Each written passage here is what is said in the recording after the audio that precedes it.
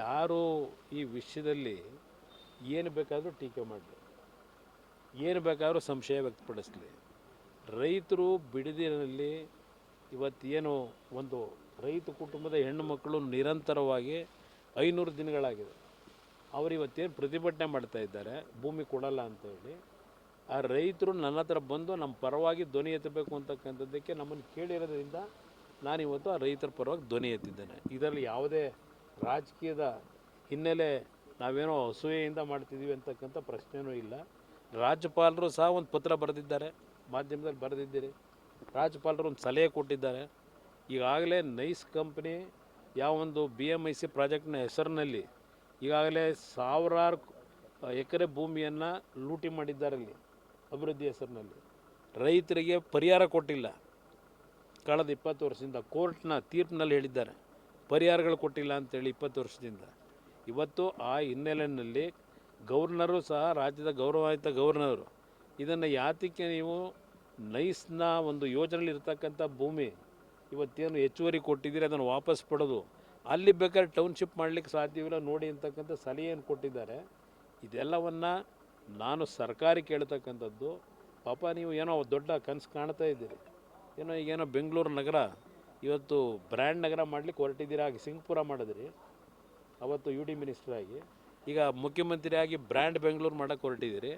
Brand Bengaluru ಮಾಡ್ತೀನಿ ಅಂತೇಳಿ ಲೂಟಿ ಹೊಡಿಯೋ ಕೆಲಸ ಆಗೋದು ಬೇಡ. ಅದಕ್ಕೆ ನಾನು ಎಚ್ಚರಿಸಲಿಕ್ಕೆ ನನ್ನ ಪತ್ರ ಬರೆದಿದ್ದೇನೆ. ಏನು ಜನಗಳಿಗೇನು ಮಾಹಿತಿ ಕೊಡಿ.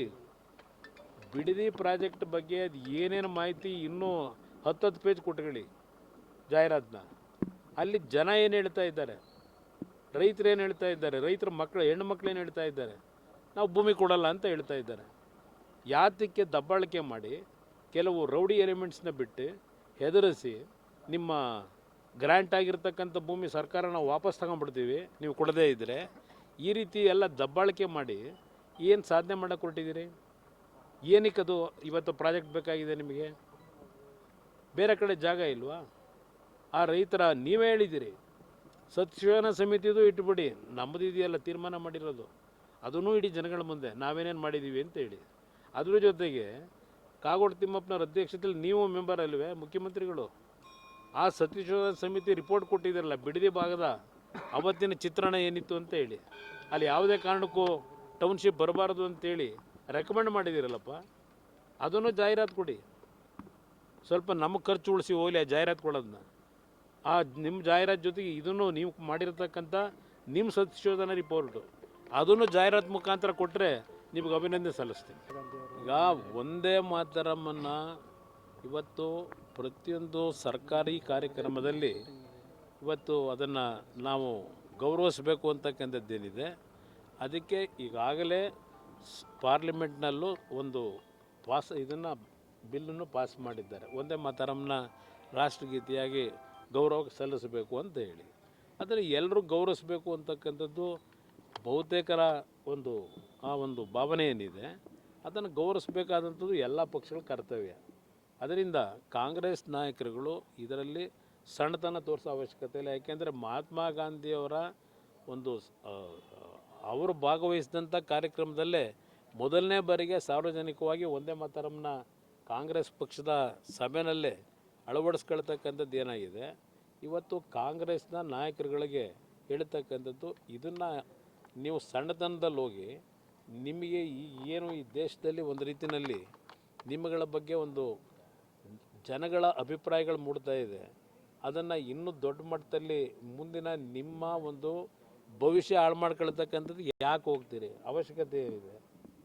ಈಗ ಸೋನಿಯಾ ಗಾಂಧಿಯಿಂದ ನೀವೇನು ಬಯಸೋಕ್ಕೆ ಸಾಧ್ಯ? ಸೋನಿಯಾ ಗಾಂಧಿ ಅವರೇನು ನಮ್ಮ ರಾಷ್ಟ್ರದವರ? ಅವರೇನೋ ಹಿಂದೆ ಮದುವೆ ಆದರೂ ಬಂದರು, ಆದರೆ ಅವ್ರ ರಕ್ತ ಹರಿತಿರೋದೆಲ್ಲ ಹೆಚ್ಚು ಕಡಿಮೆ ಇಟಲಿ ರಕ್ತವೇ ಅಲ್ವಾ? ಅದರಿಂದ ಒಂದೇ ಮಾತರಂ ಬಗ್ಗೆ ಅಲ್ಲಿ ಮೊನ್ನೆ ನಡೆದಂಥ ಕಾಂಗ್ರೆಸ್ನ ಒಂದು ಸ್ವಾತಂತ್ರ್ಯ ದಿನಾಚರಣೆ ಕಾರ್ಯಕ್ರಮದಲ್ಲಿ ಆ ಸನ್ನೆ ಪನ್ನೆಗಳು ಏನೇನು ನಡೆದವೆ ಅದಕ್ಕೇನೋ ಕುರ್ಚಿ ಹಾಕಲಿಕ್ಕೆ ನಾವು ಸನ್ನೆ ಮಾಡಿದ್ದು ಅಂತಕ್ಕಂಥ ಕಾರಣಗಳು ಕೊಡ್ತಾ ಇದ್ದಾರೆ. ಇದು ಸತ್ಯಾಸತ್ಯತೆ ಜನ ನೋಡ್ತಾರೆ. ಈಗ ಅಷ್ಟು ಸುಲಭ ಅಲ್ಲ ಸುಳ್ಳು ಹೇಳಿ ತಪ್ಪಿಸ್ಕೊಳ್ಳಿಕ್ಕೆ ಆಗೋದಿಲ್ಲ. ಮೊನ್ನೆ ದಿನ ಸ್ವಾತಂತ್ರ್ಯ ದಿನಾಚರಣೆ ದಿನ ಸುಮಾರು 35 ಲಕ್ಷ ರೂಪಾಯಿಗಳ ವಹಿವಾಟಾಗಿದೆ ಒಂದೇ ದಿನ. HMTಯ ಕಾರ್ಖಾನೆಯ ತಯಾರಾಗಿರ್ತಕ್ಕಂಥ ನಮ್ಮ ಹಳೆಯ ಕಾರ್ಖಾನೆ ಏನಿದೆ, ದೇಶದಲ್ಲಿ ಹೆಸರುವಾಸಿಯಾದಂಥ ಒಂದು ವಾಚ್ಗಳ ಬಗ್ಗೆ ಜನಗಳಲ್ಲಿ ಎಚ್ ಎಮ್ ಟಿಯ ಬಗ್ಗೆ ಇವತ್ತು ಗೌರವ ಏನಿದೆ. ಮೊನ್ನೆ ದಿನ ನಮ್ಮ ಯುವಕರು ಹೆಚ್ಚಿನ ಸಂಖ್ಯೆಯಲ್ಲಿ ಸುಮಾರು 2 ಕಿಲೋಮೀಟ್ರು ಸರತಿ ಸಾಲಿನಲ್ಲಿ ನಿಂತು ಇವತ್ತು ಏನು ಒಂದು ಎಚ್ ಎಮ್ ಟಿ ವಾಚ್ಗಳನ್ನು ಖರೀದಿ ಮಾಡಿದ್ದಾರೆ. ಒಂದೇ ದಿನ 35 ಲಕ್ಷ ರೂಪಾಯಿಗಳ ವ್ಯಾಪಾರ ಏನಾಗಿದೆ. ನಾನು ಆ ಒಂದು ಹಿನ್ನೆಲೆಯಲ್ಲೇ ಕಳೆದ 2 ವರ್ಷಗಳಿಂದ ನಾನು ಕೇಂದ್ರದಲ್ಲಿ ಮಂತ್ರಿ ಆದಮೇಲೆ ಆ ಎಚ್ ಎಮ್ ಟಿಗೆ ಮತ್ತೆ ಪುನರ್ ಕಾಯಕಲ್ಪ ಕಲ್ಪಿಸಬೇಕು ಅಂತಕ್ಕಂಥ ನಿಟ್ಟಿನಲ್ಲಿ ಏನು ಪ್ರಯತ್ನ ಪಡ್ತಾ ಇದ್ದೇನೆ. ಒಂದು ರೀತಿಯಲ್ಲಿ ಕೇಂದ್ರ ಸರ್ಕಾರದಲ್ಲಿ ಆರ್ಥಿಕ ಸಚಿವರು ಸಹ ಇದರ ಬಗ್ಗೆ ಒಂದು ರೀತಿಯ ಈಗ ಒಂದು ತೀರ್ಮಾನ ತೆಗೆದುಕೊಳ್ತಕ್ಕಂಥ ನಿಟ್ಟಿನಲ್ಲಿ ಅವರಲ್ಲೂ ಸಹ ಏನು ಒಂದು ಅವರ ಜೊತೆ ಚರ್ಚೆ ಮಾಡಿದ್ದೇವೆ. ಎಚ್ ಎಮ್ ಟಿ ಉಳಿಸಬೇಕು ಅಂತಕ್ಕಂಥದ್ದು ನನ್ನ ಅಭಿಪ್ರಾಯ ಏನಿದೆ. ನಾಡಿನ ಜನತೆಗೆ ಮೊನ್ನೆ ಏನು ಯುವಕರುಗಳು ಸ್ವಾತಂತ್ರ್ಯ ದಿನಾಚರಣೆ ಅಂಗವಾಗಿ ಆ 2 ಕಿಲೋಮೀಟ್ರ್ ನಿಂತು ನೀವು ಖರೀದಿ ಮಾಡಿದ್ದೀರಿ ಎಚ್ ಎಮ್ ಟಿಯ ವಾಚ್ಗಳನ್ನು. ನಿಮಗೆ ನಾನು ನಮ್ಮ ನಾಡಿನ ಒಂದು ಪ್ರಖ್ಯಾತ ಕಂಪನಿಯ ಬಗ್ಗೆ ನೀವು ಇಟ್ಟಿರ್ತಕ್ಕಂಥ ಗೌರವಕ್ಕೆ ಎಲ್ರಿಗೂ ಆಭಾರಿಯಾಗಿದ್ದೇನೆ. ಯುವಕರಿಗೆ ಇನ್ನೂ ಹೆಚ್ಚಿನ ರೀತಿಯಲ್ಲಿ ನಿಮ್ಮ ಒಂದು ಸಹಕಾರ ಆ ಒಂದು ಕಾರ್ಖಾನೆ ಪುನಶ್ಚೇತನಗೊಳಿಸಲಿಕ್ಕೆ ನಾಡಿನ ಜನತೆಯ ಸಹಕಾರವನ್ನು ಬಯಸ್ತೇನೆ. ಇಲ್ಲ, ಈಗ ಸರ್ಕಾರದಿಂದ ಒಂದು ರೀತಿ ಬುಲೆಟಿನ್ ಬಿಟ್ಟಿದ್ದಾರೆ, ಒಂದು ಮಾಹಿತಿ ಕೊಟ್ಟಿದ್ದಾರೆ.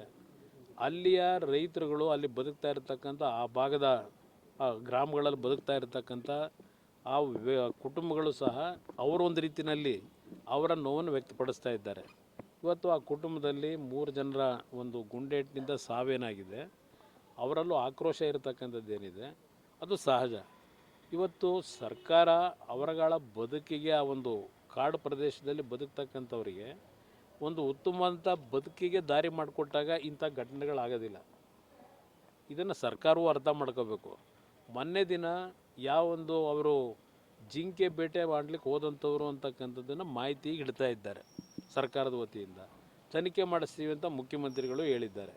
ಇಲ್ಲಿ ಪ್ರಶ್ನೆ ನಮ್ಮ ಅಧಿಕಾರಿಗಳು ಯಾರು ಅಲ್ಲಿ ಕಾಡನ್ನು ರಕ್ಷಣೆ ಮಾಡ್ತಕ್ಕಂಥವರಿದ್ದಾರೆ, ಅರಣ್ಯ ಇಲಾಖೆ ಅಧಿಕಾರಿಗಳು, ಅವ್ರ ಮೇಲೆ ಗುಂಡು ಹಾರಿಸಿದ್ರು ಅವ್ರನ್ನ ಸಾಯಿಸ್ತಕ್ಕಂಥ ರೀತಿಯಲ್ಲಿ ಅವ್ರ ದೇಹದ ಮೇಲೆ ಪ್ರಹಾರ ಮಾಡಿರ್ತಕ್ಕಂಥ ತಪ್ಪು. ಅಲ್ಲಿರ್ತಕ್ಕಂಥ ಪ್ರಮುಖವಾಗಿ ಇಲ್ಲ ಕಾಲಿಗೋ ಇಲ್ಲ ಯಾವುದೇ ರೀತಿಯ ಜೀವಕ್ಕೆ ಅಪಾಯ ಆಗದೇ ಇರತಕ್ಕಂಥ ರೀತಿಯಲ್ಲಿ ಗುಂಡಾರಿಸಿದರೆ ಆಗ ನಾವು ಒಪ್ತಾಯಿದ್ದು, ಎಲ್ಲರೂ ಒಪ್ತಾಯಿದ್ರು. ಇಲ್ಲಿ ಅವರು ಸ್ಪಾಟಲ್ಲೇ ಸಾಯ್ತಕ್ಕಂಥ ರೀತಿಯಲ್ಲಿ ಅವರಿಗೆ ತಲೆಗೋ ಎದೆಗೋ ಗುಂಡಾರಿಸಿ ಸಾಯಿಸಿರ್ತಕ್ಕಂಥದ್ದೇನಿದೆ ತಪ್ಪಿದೆ.